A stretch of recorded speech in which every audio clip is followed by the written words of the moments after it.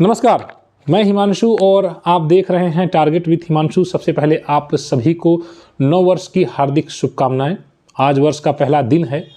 ढेरों शुभकामनाएं आपने अपने मित्रों को, अपने रिश्तेदारों को दी होंगी, ली भी होंगी।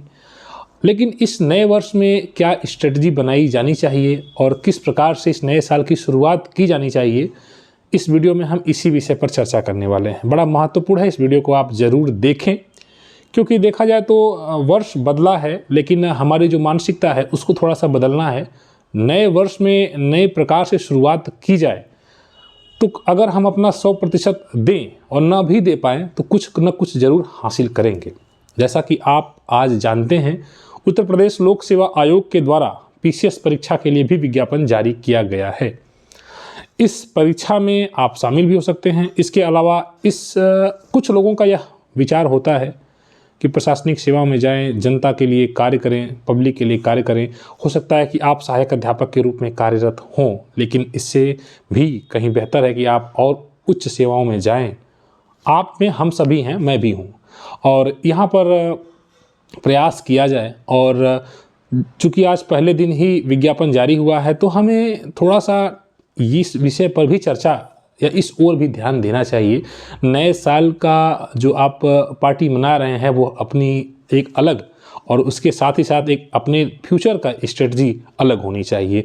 आज नए वर्ष पर सबसे पहले आप तो यही लक्ष्य निर्धारित करें कि मुझे स्वयं के लिए कितने समय देने हैं। 24 घंटे में कम से कम मुझे 4 से 6 घंटे रेगुलर स्वयं पर, अपनी अध्ययन पर भी फोकस करना है, ताकि मैं आगे और बढ़ सकूँ। ये सभी के लिए है, क्योंकि अभी हम सभी शिक्षा विभाग से जुड़े हुए हैं, तो हमारे लिए थोड़ी सी चीज़ें आसान हो जाती हैं, क्योंकि हमारी पढ़ाई छूटी नहीं है।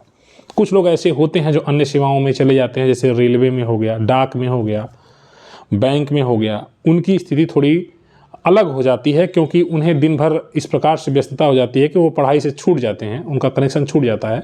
अगर आप इंटर कॉलेज में हैं तो भी आप पढ़ा रहे हैं, अगर आप हाई स्कूल में तक के शिक्षक हैं तब भी आप पढ़ा रहे हैं, और अगर आप प्राइमरी में ही सहायक अध्यापक हैं तब भी कहीं ना कहीं आप अध्ययन से जुड़े हुए हैं, शिक्षा से जुड़े हुए हैं। इसलिए आसान हो जाता है। हम एक स्ट्रेटजी बनाएं इस नए वर्ष में कि हम आज साल के पहले दिन से ही नई तरीके से शुरुआत करें, अपने लिए ज़रूर टाइम निकालें। क्योंकि हम अपने आप को ही बार बार धोखा देते हैं कि यार ये मुझसे नहीं हो पाएगा, अभी हम किसी और मोबाइल में रील्स देखते रह जाएंगे और उसमें हमारे 1 घंटे 2 घंटे बीत जाते हैं। परंतु हमें जब पढ़ने की बात होती है तो सबसे पहले तो अपने मन पर हमें कंट्रोल करने की ज़रूरत है। सबसे पहली जो मेरी स्ट्रेटजी में सबसे पहले हम लोग ये करना है कि अपने मन पर नियंत्रण करना है। इस साल सिर्फ 1 साल आप इसे फॉलो करें तो कहीं ना कहीं बहुत बेहतर हो जाएगा हम सभी के लिए। सबसे पहले अपने मन पर नियंत्रण करें, क्योंकि हो सकता है कि आपका मन करे नहीं यार मैं पढ़ नहीं सकता, अभी कौन इतना दिमाग लगाएगा। लेकिन आप अपनी आत्मा की सुनिए, मन की नहीं सुनिए। आपके अंदर 2 चीज़ें होती हैं जो समझाती हैं। आपका मन करेगा कि आप अभी 15 दिन का अवकाश मिल गया, घूम आइए, कहीं आराम से जाइए, जम्मू में, लद्दाख में जाइए, आराम से बर्फ़ पर गोते लगाइए, है ना। लेकिन उस मन पर नियंत्रण करिए और कहिए नहीं भाई अभी तो मैं पढ़ाई करूँगा। आत्मा कहेगी। तो चलिए हम कैसे तैयारी करें। तो मेरे पास कुछ किताबें भी हैं और उन किताबों के सहारे मैं कैसे पढ़ाई कर रहा हूँ और अपनी पढ़ाई की भी चर्चा आपसे कर रहा हूँ। और आने वाले समय में रिज़ल्ट भी दिखेगा, हम सभी का प्रयास अगर होगा।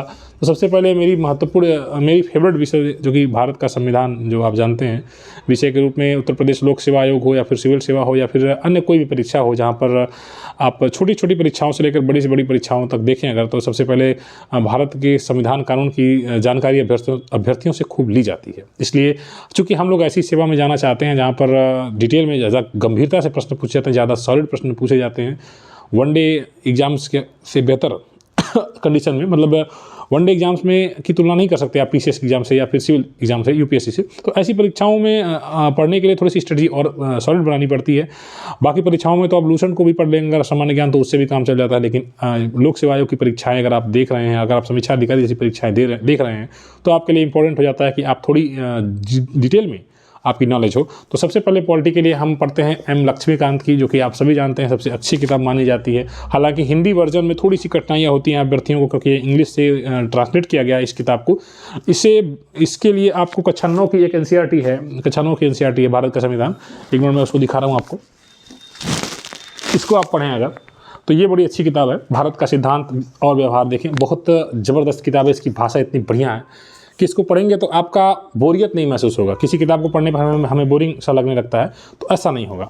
ठीक, इसको आप पढ़ें। और एनसीईआरटी आप PDF की नेट से डाउनलोड कर सकते हैं, एनसीईआरटी ने अवेलेबल कराया है। इन सबको पढ़ने के बाद अगर आप ना पढ़ें, अगर इन सबको ना भी पढ़ें तो भी आप भारत की राज्य व्यवस्था इसको जरूर पढ़ें और इस किताब को पढ़ें। ठीक, भारत का सिद्धांत और उसके बाद भारत का संविधान और ये भारत की राज्य व्यवस्था, ये आप पढ़ेंगे अगर 3 से 4 बार इसको आप पढ़ लेंगे तो कॉन्फिडेंस थोड़ा सा आ जाएगा। पहली बार पढ़ेंगे तो लगेगा कि ये बहुत कठिन है, बोरिंग है, नहीं समझ में आता है, कुछ नहीं आएगा, पल्ले पड़ेगा। लेकिन सिर्फ पढ़िए, आप सिर्फ उसको पढ़िए। 1 बार पढ़ेंगे, 2 बार पढ़ेंगे, 3 बार पढ़ेंगे। अगर आप स्ट्रेटजी बनाएंगे तो 15 दिन के अवकाश में आपका ये खत्म हो जाएगा भारत का संविधान। ठीक है, ज़्यादा विषय नहीं है, 4 से 5 विषय आपको कमांड बनानी है। जो PCS निकाल लेता है ना, जो IAS निकाल लेता है, उसका मैंने देखा है सारे सब्जेक्ट पे कमांड नहीं होता है भाई। भारत की अर्थव्यवस्था पे तो 50% लोग कहते हैं कि मैंने उसको टच ही नहीं किया, छोड़ दिया, सिर्फ करंट रट के गया, समसामयिक ही गया। डिटेल में भारत की अर्थव्यवस्था नहीं पढ़ते हैं, सिर्फ जो बजट वगैरह है उसको पढ़ लेते हैं और क्लियर भी कर लेते हैं। तो ये चीज़ ज़रूरी है कि हम जो हमारा सब्जेक्ट मतलब कुछ सब्जेक्ट पर हमें ज़्यादा कमांड बनाए रखने की ज़रूरत है। जो हम पढ़ेंगे तो हमें समझ में आएगा। तो मैंने जैसे एक विषय आपके सामने रखा कि ये है M लक्ष्मीकांत, भारत की राज्य व्यवस्था। तो इसको आप अपने दैनिक दिनचर्या में कम से कम 2 घंटे स्टडी पढ़िए। सिर्फ पहली बार में तो आप सिर्फ पढ़ाई करिए। ठीक है, दूसरा है हमारे पास इतिहास। इतिहास भूल भी जाते हैं हम कभी कभी। एक्चुअली इतिहास थोड़ा सा जटिल विषय है भी। तो इतिहास के लिए मैं जो पढ़ता हूँ, मैं फ्रेंड्स आपको बता रहा हूँ, मेरे पास इतिहास की देखिए SK पांडे की किताब है, यहाँ पर प्राचीन भारत है। ठीक है, प्राचीन भारत SK पांडे, इस किताब को मैं पढ़ता हूँ। और इसमें आपको गिने चुने चैप्टर्स पढ़ने, जरूरी नहीं है कि सभी चैप्टर्स पढ़ने। जब आप पढ़ाई कर रहे हैं, अगर आप प्रीवियस ईयर देखें, आपके पास एक प्रीवियस ईयर भी होना चाहिए। जैसे आप इस किताब को देखें तो ये प्रीवियस ईयर जब आप पढ़ेंगे, जैसे मैंने ये प्रीवियस ईयर ले रखा है सामान्य अध्ययन का। ठीक है, तो इस प्रीवियस ईयर को जब आप पढ़ेंगे तो आपको पता चलेगा कि कहाँ से ज़्यादा क्वेश्चंस पूछे जाते हैं। स्ट्रेटजी यही होनी चाहिए, आपको पता होना चाहिए कि क्वेश्चंस कहाँ से ज़्यादा पूछे जाते हैं। जैसे सामान्य अध्ययन हम पढ़ रहे हैं, यहाँ पे हम प्रीवियस ईयर देख रहे हैं कहाँ से ज़्यादा प्रश्न पूछे जा रहे हैं। उस क्वेश्चंस को, उस चैप्टर्स को हम टारगेट करेंगे, तब जाकर काम चलेगा। क्योंकि हमें सिर्फ बहुत ज़्यादा पढ़ने पर फोकस नहीं करना है कि हम 24 घंटे में हम कम से कम 12 घंटे पढ़ रहे हैं, 14 घंटे पढ़ रहे हैं। लेकिन ये इस पर फोकस नहीं करना, हमें क्वांटिटी में फोकस नहीं करना, हमें क्वालिटी पर फोकस करना है। हमें क्या पढ़ना है कि हमारा सिलेक्शन हो जाए, हम एग्जाम्स क्लियर कर लें। जैसे प्राचीन भारत है, तो प्राचीन भारत में आपके लिए जैनिज्म, बुद्धिज़्म है ना, और महाजनपद का उदय वगैरह, और गुप्त हैं और मौर्य हैं। ये ऐसे हैं जहाँ पर इम्पॉर्टेंट हो जाते हैं, जिनको जानना आपके लिए बहुत ज़रूरी हो जाता है। ठीक है, जैसे बौद्ध धर्म से ज़्यादा क्वेश्चन पूछे जाते हैं हर परीक्षा में, आप देखें 1-2 क्वेश्चन जरूर आ जाते हैं। तो हड़प्पा सिविलाइजेशन है, इसको भी पढ़ना है। तो इन्हीं गिने चुने चैप्टर्स को आप पढ़ें, इसका सब पूरा किताब पढ़ने की जरूरत नहीं है। ठीक, तो ये हो गई प्राचीन भारत के लिए, है ना। उसके बाद मध्यकालीन भारत के लिए मिडिवल हिस्ट्री है, मध्यकालीन भारत, इन्हीं की किताब है SK पांडे की, इनको मैं पढ़ रहा हूँ। ठीक, ये देखिए मुश्किल से आप अभी इन तीनों किताबों को एक साथ नहीं पढ़ना है। आप सिर्फ पहले प्राचीन पढ़ेंगे, 2 घंटे आपने स्ट्रेटजी बनाया इस अवकाश में कि मैं पढ़ रहा हूँ संविधान, और कम से कम प्राचीन भारत पढ़ें आप 1 घंटे, 1 से 1.5 घंटे पढ़ें। ठीक, ये आपके लिए इंपॉर्टेंट है, बहुत अच्छी है। इसके बाद मिडिवल हिस्ट्री के लिए है, SK पांडे की है, और मॉडर्न हिस्ट्री के लिए ये है। लेकिन इससे बेहतर है कि आप स्पेक्ट्रम पर जाएं। हालांकि स्पेक्ट्रम देखिए, मैं स्पेक्ट्रम को पढ़ा हूँ 1-2 बार, ये है थोड़ी मोटी किताब है, लेकिन स्पेक्ट्रम को पढ़ेंगे तो थोड़ा सा और ज़्यादा आप जान पाएंगे इसकी तुलना में। ठीक है, ये किताब जैसे थोड़ी सी कंपेरेटिवली इसकी तुलना में, ठीक है, तो मैं इसको पढ़ता नहीं हूँ। ये वाली किताब रखा हूँ लेकिन इसको पढ़ता नहीं हूँ। इससे बेहतर रहेगा आप स्पेक्ट्रम को पढ़ें। ठीक है, ये आधुनिक भारत का इतिहास है, आप जानते ही हैं, तो बहुत फेमस किताब है। इसको पढ़ेंगे तो राष्ट्रीय आंदोलन वगैरह से भी आप परिचित हो जाएंगे। तो ये बहुत अच्छी किताब है हिस्ट्री के लिए।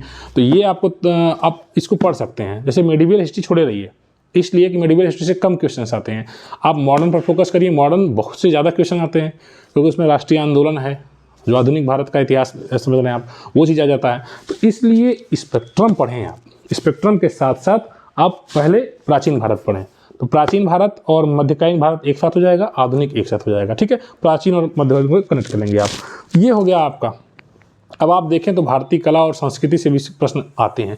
जब तक आप इस किताब को, अगली किताब मेरी है भारतीय कला और संस्कृति। ठीक, ये किताब अभी आपको नहीं पढ़नी है। मैं खुद भी इस किताब को नहीं पढ़ सका हूँ, मैं रखा जरूर हूँ लेकिन नहीं पढ़ सका हूँ, क्योंकि इस किताब को पढ़ने के लिए आपको प्राचीन भारत और मध्यकालीन भारत पूरा अच्छे से अगर आप पढ़ लेंगे, 4 बार 5 बार पढ़ लेंगे कम से कम पूरी किताब को, तब आपके दिमाग में पता चलेगा कि हाँ मुझे कब गुप्ता पीरियड कब था, मौर्यंस कब आए, हाँ ठीक है, मुगल कब आए, और ये सारी चीज़ें जब आएंगी, दिल्ली सल्तनत कब था, तो इन सब चीज़ों को जब आप जान जाएंगे तब आप भारतीय कला और संस्कृति को समझेंगे। क्योंकि भारत का जो मध्यकालीन भारत है या प्राचीन भारत है, उससे कला और संस्कृति में किस प्रकार की मूर्तियाँ वगैरह, ये सारी चीज़ें, स्थापत्य कला क्या था, ये सारी चीज़ें, इसके बारे में जब क्वेश्चंस पूछे जाते हैं तो उसके लिए आपको तो पता ही होना चाहिए कि हिस्ट्री में कौन सा पीरियड कब रहा होगा। आप गुप्त कब है आपको पता ही नहीं है, भारतीय कला कैसे पढ़ेंगे, संस्कृति कैसे पढ़ेंगे, ठीक। तो इसलिए हमें सबसे पहले हिस्ट्री पर कमांड बनानी है। हिस्ट्री पर जब कमांड आने वाले, देखिए मैं 1 साल की पूरी स्ट्रेटजी बना रहा हूँ, 6 महीने, 1 साल का ही, जरूरी नहीं है कि आप 6 महीने में सब खत्म कर लें, आपसे संभव नहीं हो पा रहा है तो आप थोड़ा टाइम ले सकते हैं, जरूरी नहीं कि इस बार, लेकिन ये प्रयास होना चाहिए आपका कि मैं इस बार ही क्रैक करूँ। तो अभी जैसे एग्जाम, अभी नोटिफिकेशन आ गया, 3-4 महीने के अंदर एग्जाम भी हो जाएगा, तो ये 3-4 महीने में संभव नहीं दिख रहा है, तो आप एक पूरे वर्ष का समय लीजिए, अगले साल अपीयर हुई है, लेकिन बिना पढ़े तो नहीं हो पाएगा। इसलिए आप भारतीय कला और संस्कृति को अभी रोके रहेंगे, लेकिन किताब यही रहेगी आपकी, ठीक है। नितिन सिंघानिया साहब की किताब है, बहुत अच्छी किताब है। भारतीय कला और संस्कृति क्वेश्चंस भी ज़्यादा पूछे जाते हैं, ठीक है। तो ये हो गई आपकी। और इसके बाद आप चूँकि उत्तर प्रदेश के अभ्यर्थी हैं, तो आपके लिए उत्तर प्रदेश स्पेशल होनी चाहिए, मेरे पास है परीक्षावाणी की। इसमें 1 लाइनर क्वेश्चन है, आप अगर इसको पूरा पढ़ डालें तो बहुत अच्छे से तैयार हो जाएगा, इसको भी पढ़ना है, ठीक। तो ये आ गया उत्तर प्रदेश विशेष के लिए, ठीक। कि पीसीएस को टारगेट कर रहे हैं हम, याद रखिएगा। अब जियोग्राफी के लिए मैं अभी तो फिलहाल मैं दृष्टि को देख रहा हूँ, ठीक। दृष्टि है, ये शॉर्ट है। अगर आपने यूट्यूब पर भूगोल की लेक्चर्स देखे होंगे, बहुत से टीचर्स अच्छे पढ़ाते हैं, तो उनको आप देखें। भूगोल तो मैं वैसे ही देख रहा हूँ, और इसके अलावा मैं शॉर्ट में जैसे भूगोल पहले का पढ़ा हुआ है, एनसीईआरटी वगैरह, तो आप मैंने दृष्टि का ले रखा है, भारत एवं विश्व का भूगोल, और इसके साथ साथ एटलस रहनी चाहिए, ठीक है। एटलस को आप रखें, एटलस को एक बार पढ़ें, 1 घंटे, आप 1 घंटे नहीं तो लास्ट में रात में जब सोने जाते हैं तो एक बार एटलस को देखा करें। जब आपको नींद आती है ना, जब पढ़ने का मन नहीं करता, तो आप एटलस को देखें, मज़ा आएगा। कि एटलस देखेंगे तो थोड़ा सा इंटरेस्ट बनेगा, कौन सा देश कहाँ पर है, बोलिविया कहाँ है, पेरू कहाँ है, ब्राज़ील कहाँ है, तो आप देखेंगे तो ये सब चीज़ें दिमाग में थोड़ा सा आपके आएगा, ठीक है। तो ये आप जरूर करें, रात में एकदम इसको रख लें, रात में इसको अपने साथ बगल में सोते समय, जब नींद आने लगे ना भाई, तो फिर शुरू कर दें कि चलो इसको। तो ये आपके लिए बहुत अच्छा है। भूगोल भी एक मतलब आपका प्री के लिए इनफ है, ठीक है। प्री इसका इससे क्लियर हो जाएगा। अब पर्यावरण पर आता हूँ। पर्यावरण की मेरे पास दृष्टि की है, मेरे पास दृष्टि का एक्चुअली पूरा कलेक्शन ही है, लेकिन अभी मैं दृष्टि को पढ़ता नहीं हूँ, ठीक। दृष्टि में ये सही है, ठीक। दृष्टि का ये पर्यावरण में पारिस्थितिकी है, इसको आप पढ़ें, ठीक।